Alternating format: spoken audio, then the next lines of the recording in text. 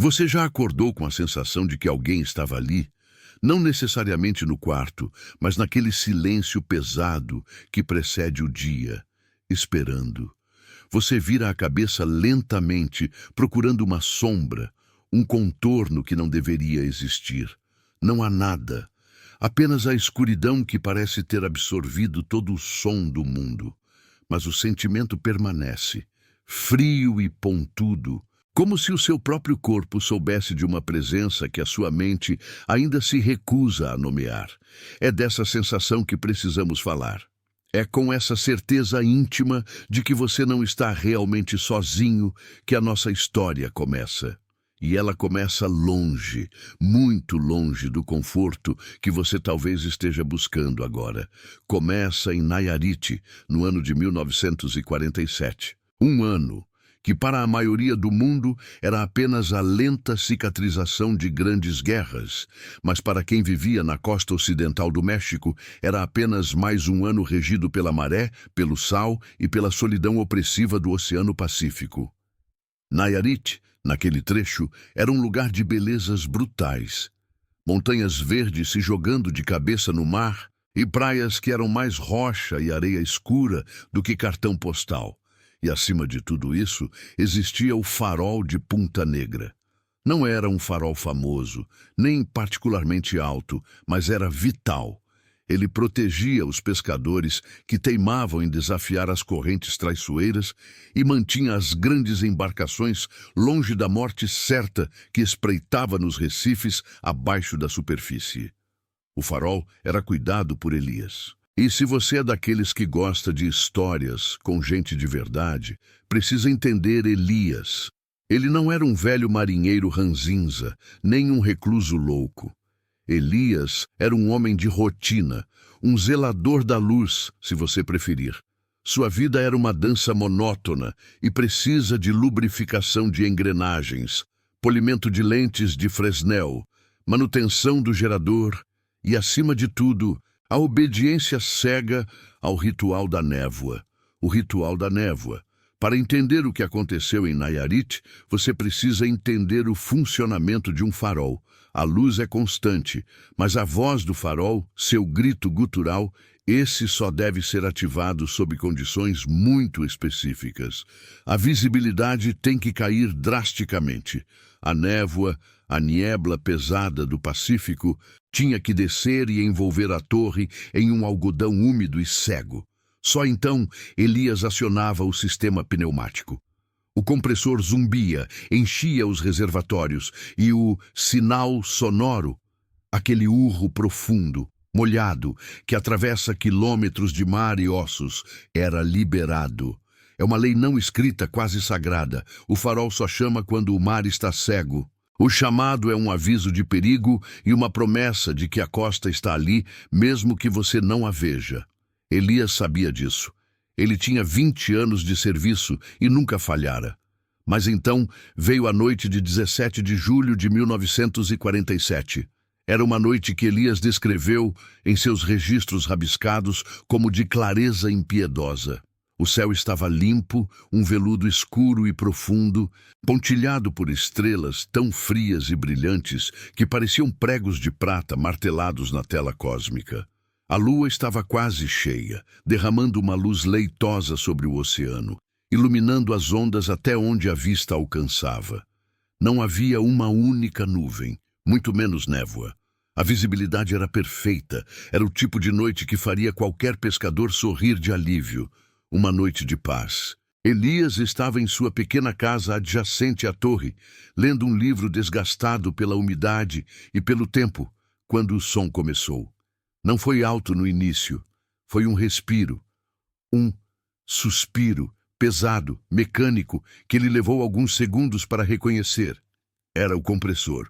O velho motor a diesel, que só devia ser ligado sob comando, estava acionando o sistema pneumático. Elias se levantou, a testa franzida em confusão, e a irritação começando a picar. Um erro de ligação? Uma falha elétrica? O farol de Punta Negra não tinha a sofisticação dos faróis de Cabo Hatteras ou das estruturas mais novas. Tudo era mecânico, tudo dependia de um controle físico e humano. Alguém tinha que ter virado uma chave. Ele caminhou até o porão, onde o compressor já zumbia com uma cadência urgente. A luz fraca da lâmpada de querosene tremia sobre a poeira e o metal. A porta estava trancada, exatamente como ele a havia deixado. O cadeado, pesado e antigo, estava intacto, mas o compressor estava ligado. Vibrava no chão de pedra, enviando um tremor que subia pelas solas dos sapatos de Elias direto para o seu peito. Ele desligou o motor principal na força bruta. O zumbido cessou. O silêncio retornou, mais pesado do que antes, como se o som tivesse deixado uma cavidade vazia e dolorida.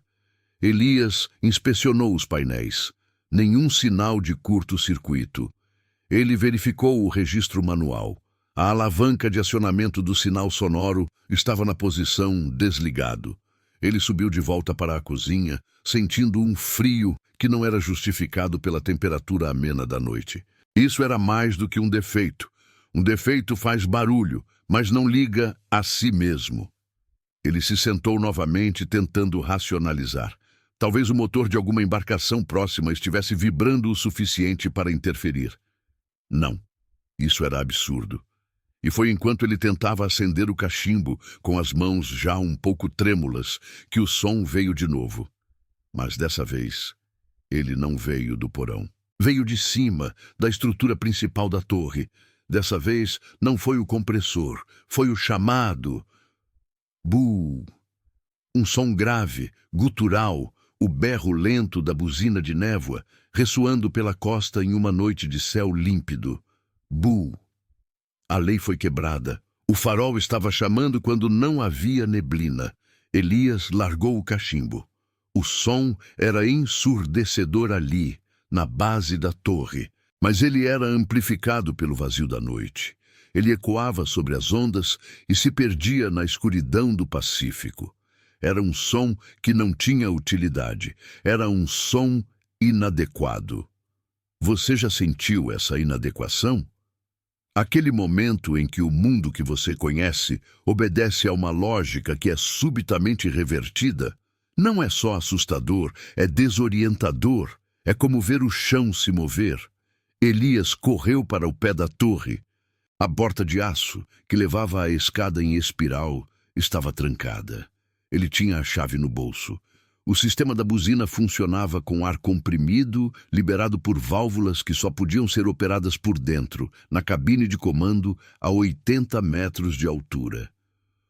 Bu! O som era lento. Tinha uma cadência peculiar.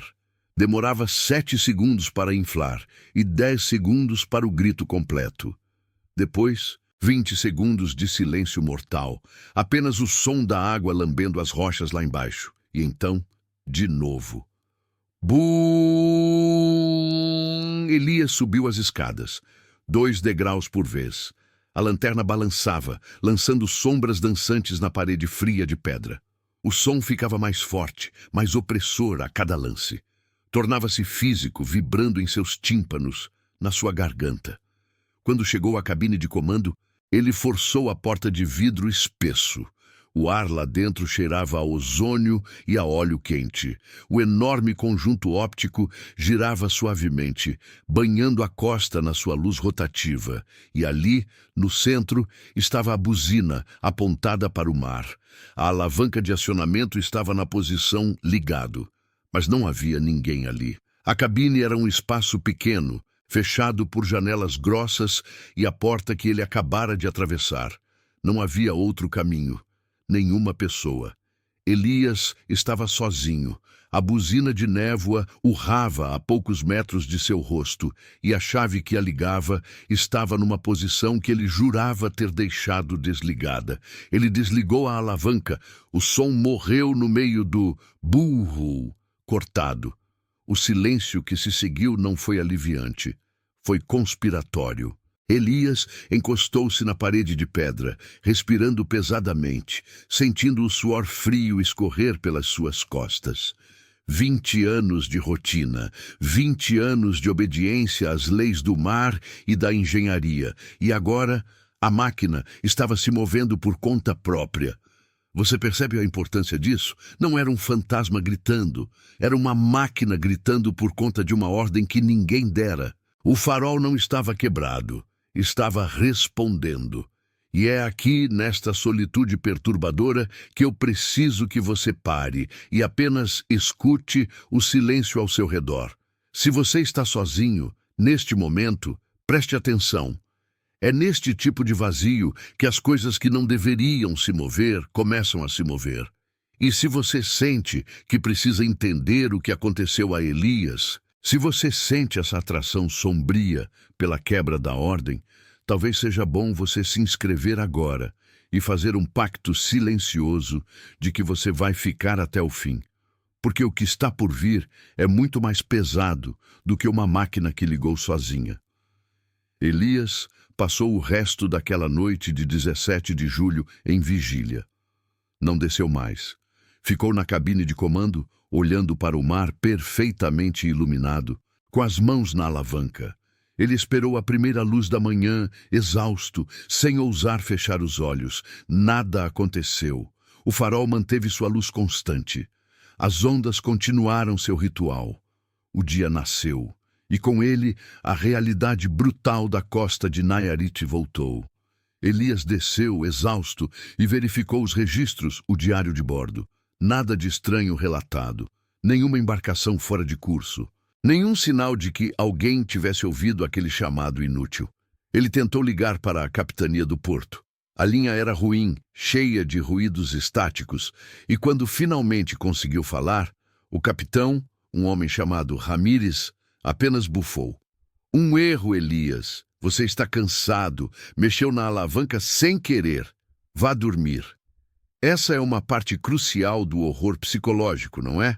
O não ser acreditado.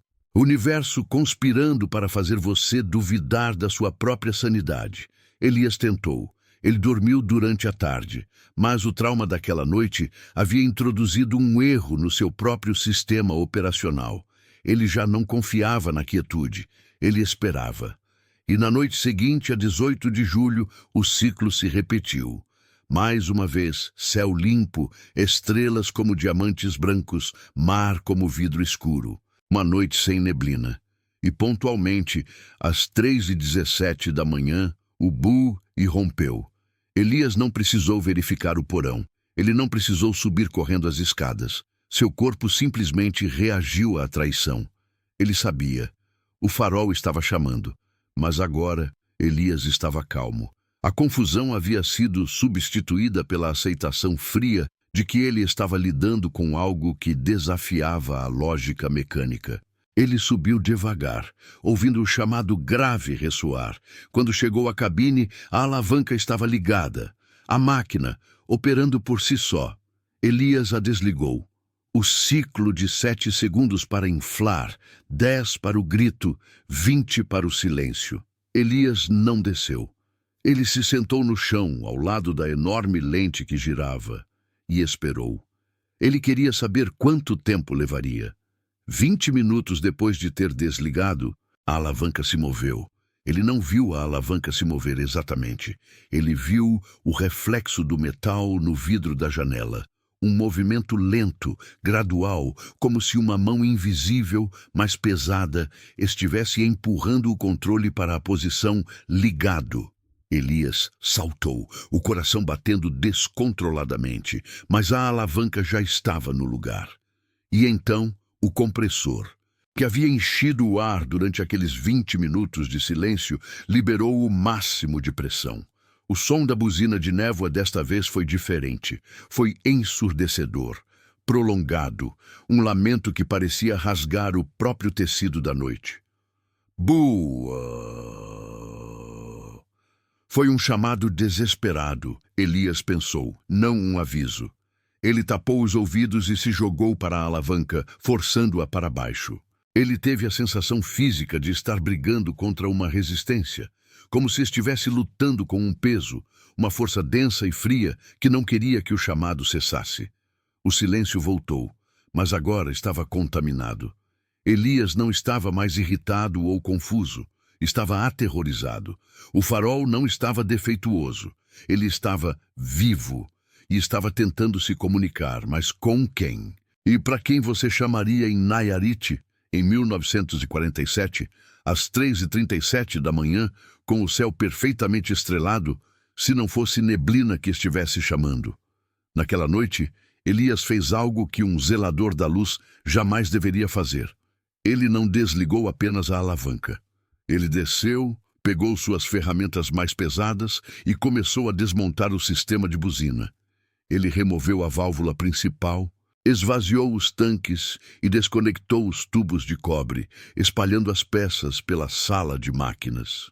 Nenhuma força invisível, por mais forte que fosse, conseguiria remontar um sistema mecânico em funcionamento. Quando terminou, estava sujo de graxa e exausto, mas sentia um alívio temporário, a falsa segurança de quem prendeu um monstro em uma caixa. Ele sabia que a luz, o farol, ainda girava. Mas a voz, o chamado, estava silenciada. Elias deitou-se, o sono lhe vencendo. A paz durou pouco. Não durou mais do que 1 hora. Ele acordou subitamente, sem saber o que o havia despertado. Não era um som alto, não era o bu que ele havia desmantelado. Era algo sutil. Ele se sentou na cama, sentindo a mesma presença fria de quando acordamos de repente no meio da noite. Era o cheiro. Um cheiro estranho, salgado, mas não o cheiro familiar do mar. Era um cheiro metálico de algas em putrefação, misturadas com ferro velho e eletricidade queimada. E junto com o cheiro, um som muito mais suave, mas muito mais íntimo do que a buzina. Um gotejar, gota, gota, gota, no andar de cima na cabine de comando. Elias se levantou, a lanterna em punho, subindo novamente os 180 degraus de pedra. Ele tentava justificar o som. Talvez um vazamento no telhado por causa da umidade. Mas quando abriu a porta da cabine, não havia neblina, não havia chuva e não havia vestígios de água doce. Havia água salgada. Não era um vazamento. Era um jorro fino e constante de água escura, viscosa e fria, que escorria por dentro das paredes e gotejava do teto da cabine de comando. E essa água não vinha do céu.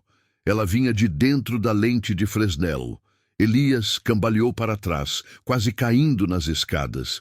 O enorme cristal, a peça central da vida dele, que devia ser imaculado e seco, estava molhado por dentro. A água escorria pelas engrenagens, misturando-se com o óleo lubrificante. E o pior, o som gotejante que o havia acordado não era o som da água caindo no chão. Era o som da água salgada atingindo o bulbo elétrico incandescente, o coração da luz. O ris suave. Elias correu para o painel de emergência e desligou o farol principal. O ris cessou, substituído apenas pelo gotejar lento, monótono. Nayarit estava na escuridão total. A costa, invisível. O mar, um abismo sem referência.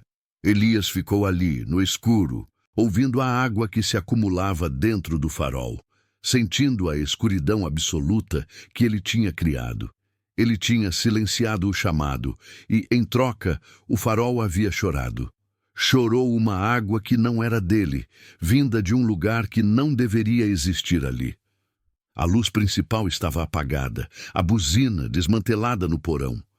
A costa estava muda e cega, e foi nesse silêncio absoluto, nesse vácuo que Elias criou, que ele finalmente percebeu a verdade mais gelada e opressiva sobre o que ele estava vivenciando. O farol estava chamando quando não havia neblina, porque ele não estava chamando navios. Ele estava chamando o que o mar esconde. E o chamado agora havia parado, a luz estava extinta e a escuridão reinava. E na escuridão, sem luz para afugentá-lo, o que foi chamado poderia finalmente chegar à costa. Elias sentiu um arrepio que lhe subiu da nuca e estourou em sua cabeça.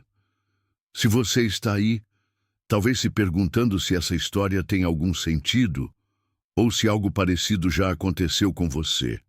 Um objeto fora do lugar, um som que não deveria existir, um cheiro que não tem fonte. Comente agora de forma simples. Apenas escreva "eu ouvi isso" ou "não estou sozinho". E se você realmente entende o peso dessa escuridão, talvez você deva compartilhar esta história com alguém que não deveria assisti-la sozinho. O farol estava molhado e mudo, e Elias estava sozinho com sua escuridão, mas sabia que no mar lá embaixo, a escuridão não estava mais sozinha. A ausência da luz, a ausência do grito, era o que a coisa lá fora realmente precisava para avançar. Elias ouviu, vindo da base da torre, vindo do fundo das rochas molhadas, um som que não era o mar. Era um som de algo sendo arrastado, um peso úmido, raspando na pedra, subindo. E ele soube que, se o farol não podia chamar, ele se tornaria a armadilha. E ele estava preso nela. Preste atenção no seu teto. O silêncio nunca dura para sempre. Você já se pegou no silêncio mais profundo da madrugada, prestando atenção a um som que você sabe que não deveria estar lá? Não um som de fora, mas aquele som que parece nascer na estrutura da sua própria casa, ou pior, dentro da sua cabeça. É uma frequência baixa, um zumbido que não vibra no ar, mas sim nos ossos. Se você já sentiu isso, se já paralisou na cama, ouvindo o inaudível, então você entende a agonia lenta e progressiva que consumia Elias naquele farol de Nayarit. Não era a luz em si que enlouquecia Elias, embora seu brilho constante, que desafiava a escuridão limpa de 1947, fosse uma afronta à lógica. O verdadeiro tormento residia no ritmo. O cabo correntes pulsava. Em noites de céu estrelado, quando a brisa vinha do mar morna e cheia de cheiros tropicais, o farol girava com uma insistência que lembrava o tic-tac de um relógio quebrado. A cada 20 segundos, o feixe rasgava a escuridão, varrendo as montanhas e o oceano. Mas não era um varrer mecânico e indiferente. Elias começou a perceber que havia uma leve, quase imperceptível, variação no tempo. Um pulso, depois 20 segundos exatos. O próximo, 19,7. O seguinte, 20,2. Nunca era a mesma coisa. Era como se a máquina estivesse respirando, com a respiração ligeiramente irregular de algo que está à beira de um colapso, mas que se recusa a morrer. Ele passava horas, longas e intermináveis horas, sentado no pequeno escritório abaixo da lanterna, com um cronômetro de pulso barato, anotando obsessivamente os intervalos. Não havia razão técnica para a variação. O sistema de contrapeso era robusto, a alimentação de querosene estava estável, e a engrenagem, lubrificada por ele próprio naqueles meses iniciais de zelo, deveria ser implacável em sua precisão. Mas não era. Elias começou a chamar essa anomalia de a vontade da luz. Ele tentou de tudo. Desligou e religou o motor auxiliar. Checou a tensão de cada parafuso. Passou a noite inteira limpando a lente Fresnel com um pano macio e álcool, como se estivesse purificando um artefato sagrado. E enquanto limpava, ele via. Ele via a projeção da sua própria imagem refletida e distorcida na imensidão do vidro, mas havia sempre algo mais. Naquele brilho refratado, na beira da distorção, ele tinha a sensação fugaz de que um segundo par de olhos, mais antigos e muito mais frios que os seus, o observava de dentro da própria luz. Não do lado de fora, não do outro lado da sala, mas dentro da luz, como uma larva incrustada na gema de um ovo. A torre, de concreto pesado e pedra, começou a adquirir uma acústica estranha. De dia, era um prédio silencioso, pesado, com cheiro de sal e óleo rançoso. Mas à noite, quando o motor principal entrava em seu zumbido baixo, a torre amplificava. Elias jurava ouvir, subindo pela escadaria espiral de ferro, o som de areia fina sendo varrida. Não areia que ele tivesse trazido, mas areia que parecia ser inerente à pedra, um som seco, constante, vindo de degraus que ele sabia estarem limpos. E a neblina, ou melhor, a falta dela, tornou-se o centro de sua obsessão. O farol de Cabo Corrientes estava lá para avisar sobre a neblina traiçoeira, sobre os baixios ocultos, sobre a proximidade perigosa da costa em noites sem lua. Mas em 1947, Nayarit estava sob um céu seco, quase desértico. As estrelas eram tão nítidas que pareciam pregos prateados fincados no veludo escuro. Não havia sequer uma nuvem no horizonte capaz de justificar a intensidade com que aquela luz gritava pelo mar. E era um grito. Elias não ouvia palavras, mas o som do motor e o pulso da luz se combinavam em uma cadência que parecia soletrar algo. Uma única palavra repetida de forma cíclica e monótona. Ele nunca conseguia decifrar qual era, mas o som tinha a textura de um nome. O nome de alguém que estava sendo procurado. Ou talvez o nome de quem deveria responder ao chamado. Ele começou a descer até a base da torre durante o dia, quando a luz estava apagada e o calor transformava o topo de concreto em um forno. Ele buscava vestígios de Horácio, o faroleiro que desapareceu no início da década, o homem sobre o qual os pescadores de San Blas se recusavam a falar a não ser por sussurros apressados. Horácio havia sido encontrado, diziam alguns, sentado na beira da plataforma, olhando para o sol do meio-dia, com os olhos queimados e os lábios costurados com linha de pesca. Outros diziam que ele simplesmente havia se evaporado, levado por um calor que não era deste mundo. O fato é que o diário de manutenção de Horácio estava incompleto. A última página, datada de 4 anos antes, terminava abruptamente no meio de uma frase.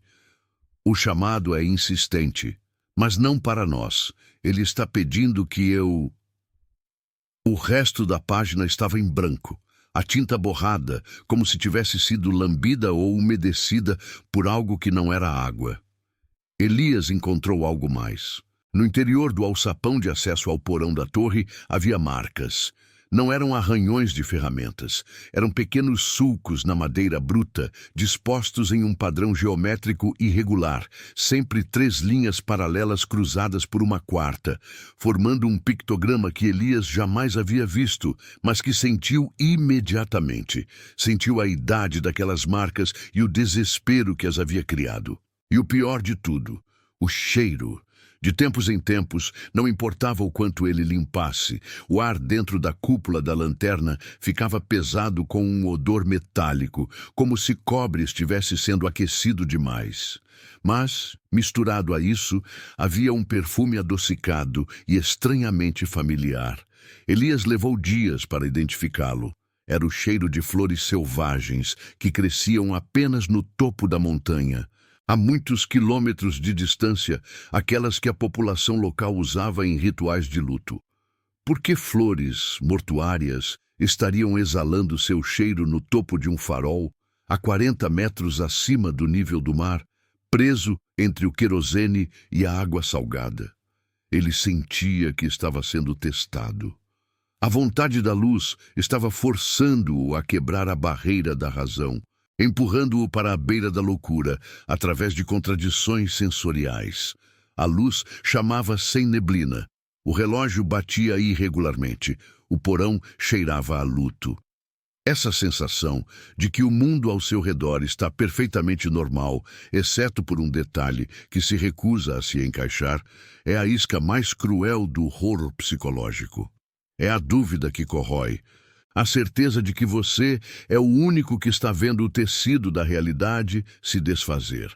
Se você está lendo isso agora, provavelmente já sentiu algo parecido.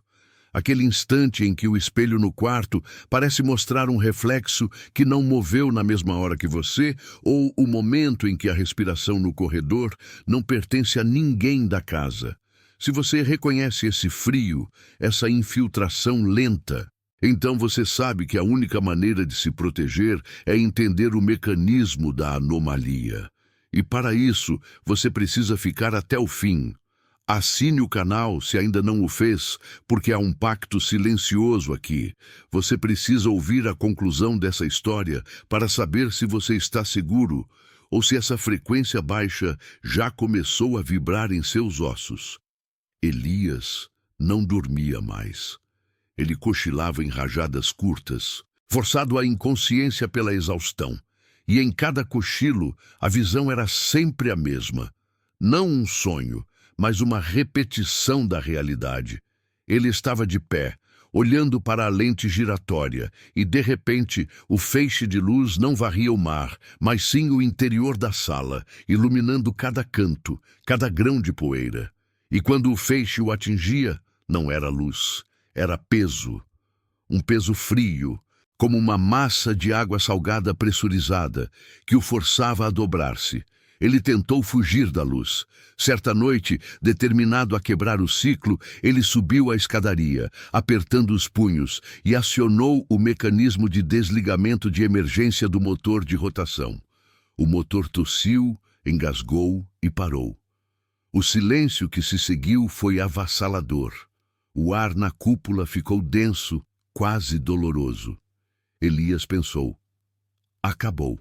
Eu venci a vontade da luz. Mas o triunfo durou apenas 3 segundos. A luz principal, o foco de cabo correntes, continuou a brilhar e continuou a girar. Elias estava petrificado. Ele podia ouvir o atrito da engrenagem. Não havia mais o motor, não havia mais o som do querosene sendo bombeado mecanicamente, mas a luz girava com a mesma cadência, a mesma irregularidade mínima, como se fosse movida por uma força interna e silenciosa, por um músculo invisível. Ele checou o painel elétrico, pensando em alguma falha no isolamento que pudesse ter gerado um impulso. O farol funcionava a querosene com um pequeno dínamo elétrico auxiliar que recarregava as baterias de emergência. Ele puxou a chave mestra, cortando toda a energia conhecida. O farol continuou a girar. O cheiro de cobre aquecido e flores mortuárias se intensificou. Elias recuou, tropeçando, e foi até a lente. Pela primeira vez, ele não viu o reflexo do seu medo. Ele viu a lente em si, o vidro grosso e polido, e no centro de onde a luz irradiava, ele viu um movimento. Não era a luz pulsando, era algo se contorcendo dentro dela. Uma sombra, talvez, ou a refração do calor. Mas parecia ter contornos definidos, longos e finos como se estivessem escrevendo. Era como se a própria luz estivesse desenhando no ar, ou talvez escrevendo no tecido da noite. E o que ela estava escrevendo, Elias percebeu com um horror que lhe congelou o sangue nas veias. Não eram coordenadas náuticas, era a repetição infinita do nome de Horácio. A essa altura, Elias já não estava apenas na beira da loucura. Ele havia caído na água fria do conhecimento proibido. Ele sabia que o farol de Cabo Corrientes não era um guardião do mar, mas um chamariz. Não uma torre de aviso, mas uma antena. E o que ele estava chamando, com aquela luz constante em noites limpas, não eram navios perdidos. Ele estava chamando o silêncio de volta. Ele estava preenchendo o vácuo deixado pela ausência de neblina, pela falta de escuridão natural. A luz precisava de atenção. A luz precisava de uma testemunha. E a testemunha anterior havia sumido. Horácio havia sido consumido pelo que a luz estava buscando. Elias olhou para o mar, que estava calmo, e para o céu, que era de uma clareza violenta, e finalmente compreendeu. A luz estava chamando quando não havia neblina, porque, na ausência de perigo natural, ela precisava fabricar o seu próprio perigo. E Elias, sentado no topo daquela torre de pedra, era o novo alvo, o novo ingrediente necessário para manter o ciclo. Naquela noite, Elias começou a fazer algo que Horácio também havia feito, de acordo com as poucas páginas legíveis do diário. Ele começou a responder. Não com a voz, claro, mas ele começou a mover objetos na sala em uma cadência que imitava a irregularidade do farol. Um livro arrastado na mesa, um copo de água colocado no chão. Ele estava tentando se comunicar com a entidade silenciosa que movia a luz. Ele estava tentando mostrar que ele havia entendido o ritmo, que ele era um aluno atento. A resposta da luz foi imediata e arrepiante. O feixe parou de girar. Parou completamente e ficou fixo. Apontou não para o mar, mas para a pequena janela do quarto de Elias, a uns 10 metros abaixo da cúpula. Naquela noite de céu limpo, o feixe de luz era tão concentrado e poderoso que transformou a janela em uma incandescência absoluta. O vidro ficou branco. E através daquele branco puro e opressor, Elias ouviu. Não o som da areia, mas um único, deliberado cleque na base de ferro da escada. Um som que só poderia ser feito por um pé descalço, molhado em água salgada, subindo o primeiro degrau. Ele estava sendo respondido. O chamado havia sido ouvido. Se você está sozinho agora, no seu quarto, na sua sala, e você sentiu o peso da escuridão, se você ouviu o ranger da madeira onde não deveria haver vento, preste atenção. Essa história é densa, eu sei, e o medo surge lentamente como a maré que sobe. Mas eu preciso que você me diga. Você já olhou para uma fonte de luz artificial, como a tela do seu telefone, e sentiu que a luz não está apenas iluminando, mas sim espiando de volta? Se você se sente isolado, se o silêncio ao seu redor parece preenchido por uma expectativa, não guarde isso. Comente aqui embaixo. Escreva apenas "Eu ouvi". E se você tem alguém que você sabe que precisa ser avisado sobre o que acontece na solidão, compartilhe isso com essa pessoa. Não deixe que ela assista sozinha. Elias ficou paralisado na cúpula. O som daquele primeiro passo na escada era a prova que ele precisava de que ele não estava louco, e a pior confirmação de que ele estava inevitavelmente condenado. O farol não estava apenas buscando uma testemunha.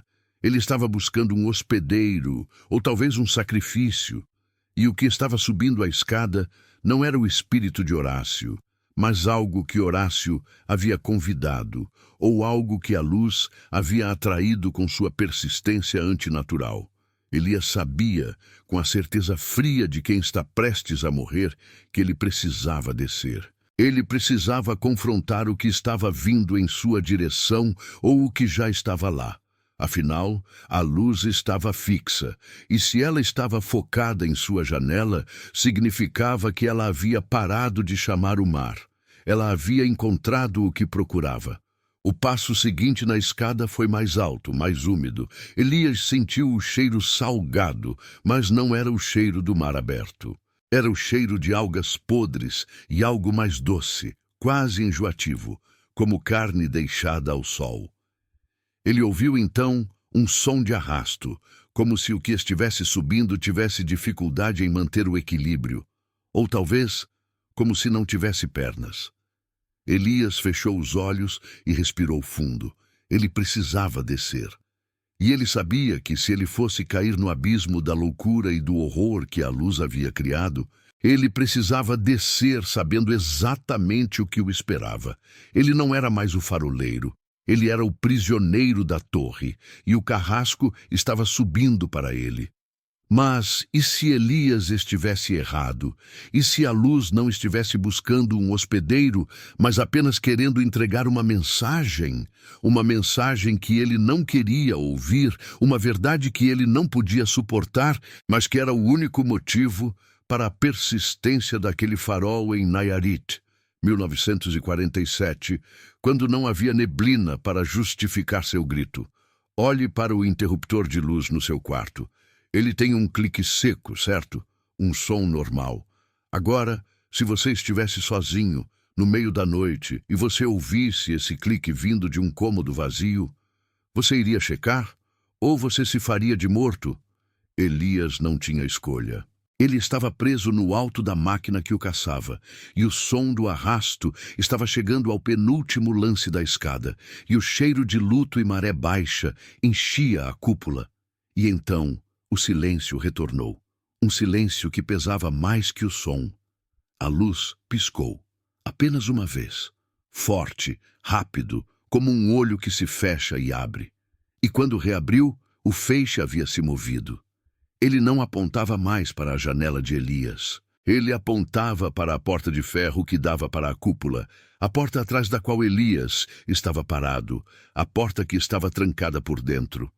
Elias ouviu, vindo de trás da porta, um som leve, quase como um lamento, um sussurro rouco, úmido, um nome. O nome de Elias, pronunciado perfeitamente, como se a coisa que estava lá soubesse quem ele era e soubesse que ele estava esperando. Elias não precisou de mais nada. O pavor era absoluto. O farol de Cabo Corrientes havia parado de chamar o mar. Ele estava chamando o homem que estava a metros de distância dele. Não se mova, não faça barulho. Se você está em um lugar escuro, não olhe para a fonte de luz.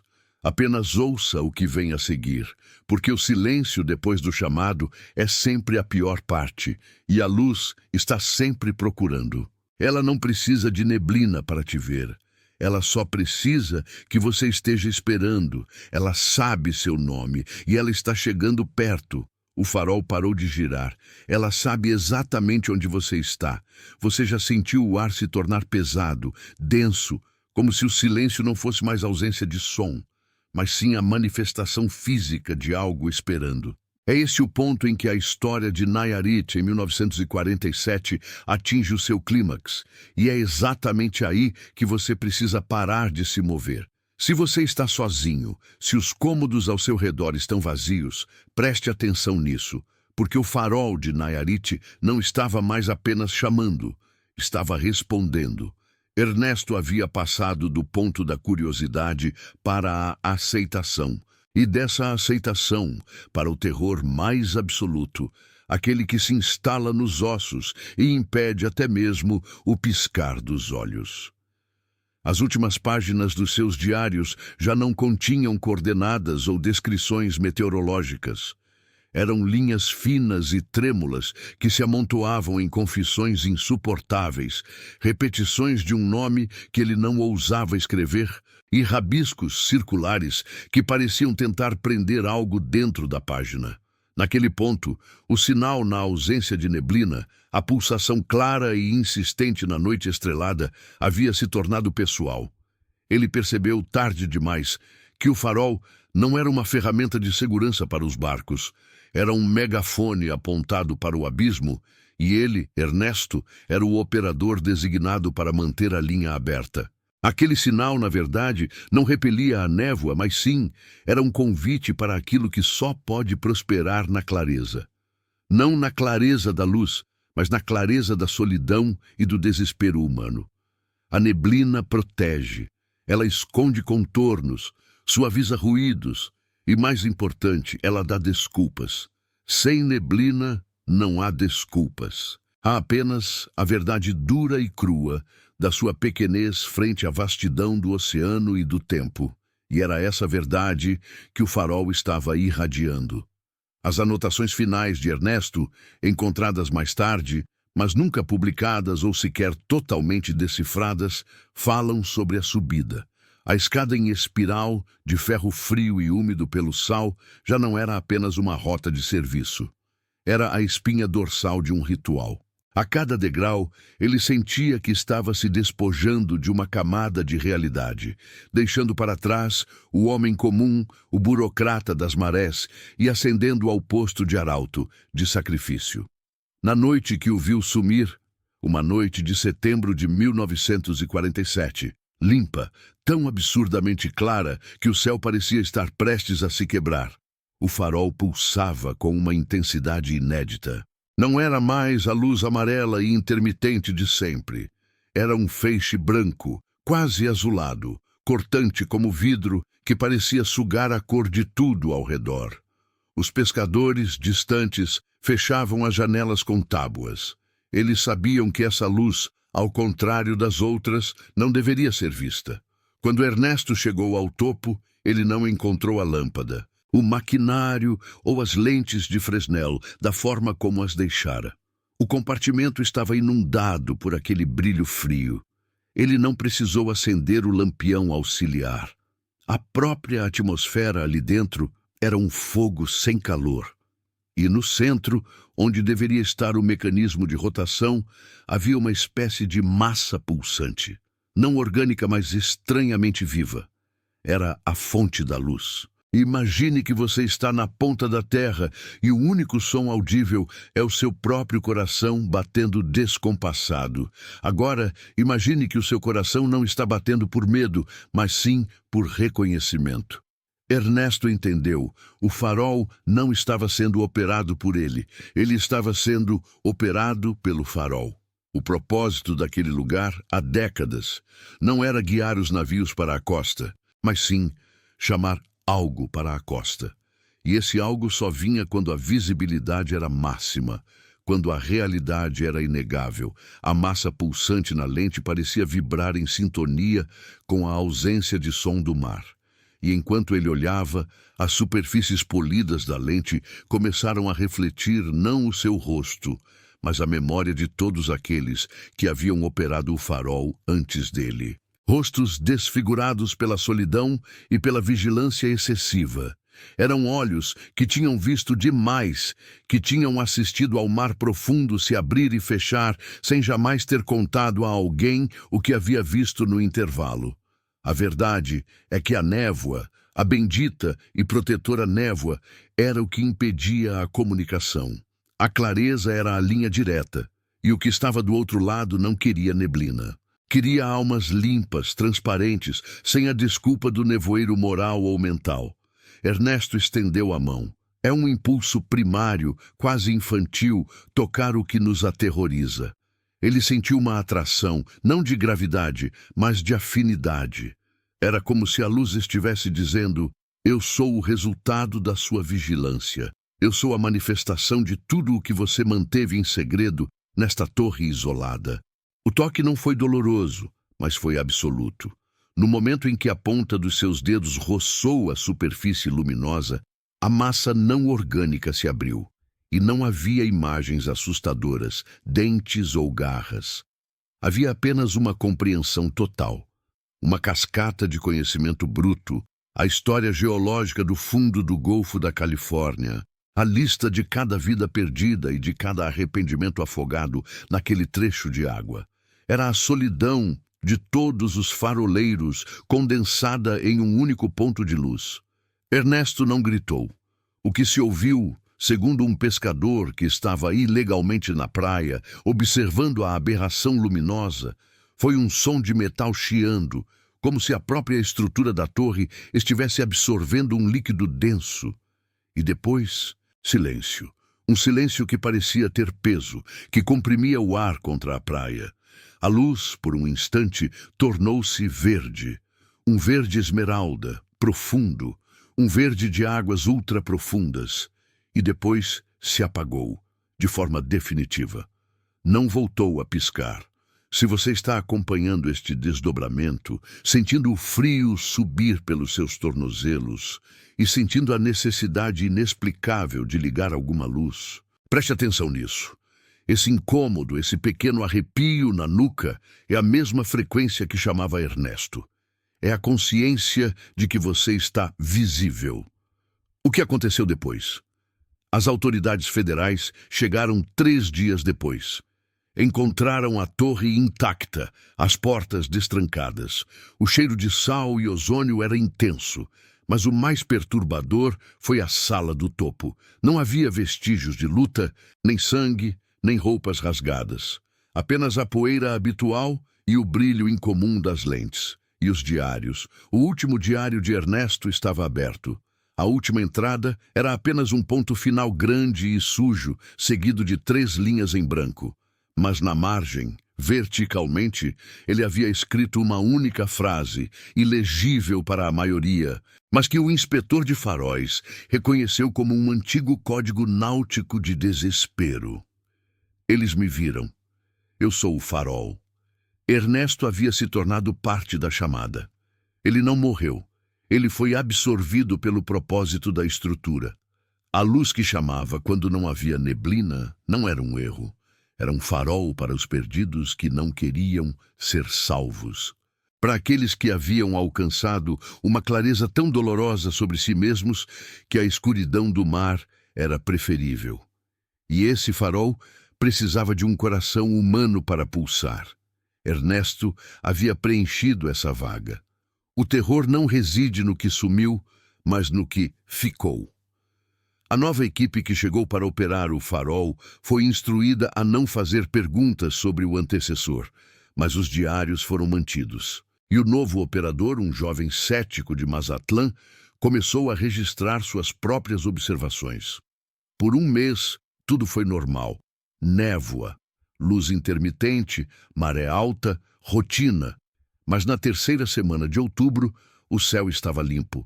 E às 13h17 da manhã, exatamente o horário mais comum nas anotações de Ernesto, o jovem operador acordou com um som que não vinha do mar, nem do vento, mas da própria torre, o som de engrenagens girando sozinhas. Ele subiu correndo. A luz estava acesa, pulsando, forte e branca, na ausência total de neblina. O operador tentou desligá-la, mas o painel de controle estava frio, inoperante. A luz estava se alimentando de algo que não era a eletricidade do gerador. Ela estava acesa porque queria estar acesa. E o jovem, ao olhar para a imensa lâmpada, jurou ter visto o brilho, não do filamento, mas de um par de olhos muito antigos, muito cansados, olhando diretamente para ele. Ele fugiu. Não anotou nada. Voltou no dia seguinte e a luz estava apagada. O farol em repouso. Ele pensou que era fadiga, alucinação induzida pelo sal. Mas o ciclo havia sido reiniciado. O farol de Nayarit, 1947, era uma entidade que se alimentava da solidão esclarecida de seus zeladores. E ele estava chamando novamente, naquelas noites de perfeita visibilidade, não para guiar os navios, mas para chamar o seu próximo hospedeiro. A parte mais aterrorizante é que essa história não ficou restrita a Nayarit. Pense na sua própria rotina, nas luzes que se acendem ou se apagam em horários que não fazem sentido. Pense naquele momento, no meio da noite, quando você acorda sem razão e a única coisa que está clara é a sensação de que você está sendo observado, que você é o ponto focal de uma atenção que você não pediu. Nossas vidas estão cheias de névoa, o trabalho, as distrações, o barulho. Mas o que acontece quando o céu da sua mente fica perfeitamente limpo? Quando a neblina baixa do esquecimento se afasta e você vê com clareza cristalina onde você está, quem você é e o quão distante está de qualquer ajuda. É nessas horas de clareza que o farol começa a piscar para você. Não importa se você está no México ou em um apartamento silencioso de São Paulo. A frequência é a mesma, o chamado da solidão pura. O farol está perguntando: você está claro o suficiente? Você está pronto para ser visto? E se você está sentindo que essa história toca algo muito íntimo, algo que você tentou cobrir com a neblina do esquecimento, talvez você precise aceitar que o farol também piscou para você. Você o ouviu, você está vendo a luz. Não olhe para a janela agora. Apenas sinta a pressão do ar. Se algo parecido já te chamou na escuridão, se essa sensação de visibilidade te persegue, escreva nos comentários a palavra "não estou sozinho". É uma forma de dizer ao farol que a névoa ainda nos protege um pouco, que há outros por perto. Mas lembre-se, Ernesto também achou que estava apenas registrando um fenômeno. Ele achou que estava escrevendo sobre o mar, quando, na verdade, estava escrevendo o seu próprio epitáfio luminoso. Pare de se mexer. Você ouviu o clique, a luz se acendeu e não há neblina esta noite.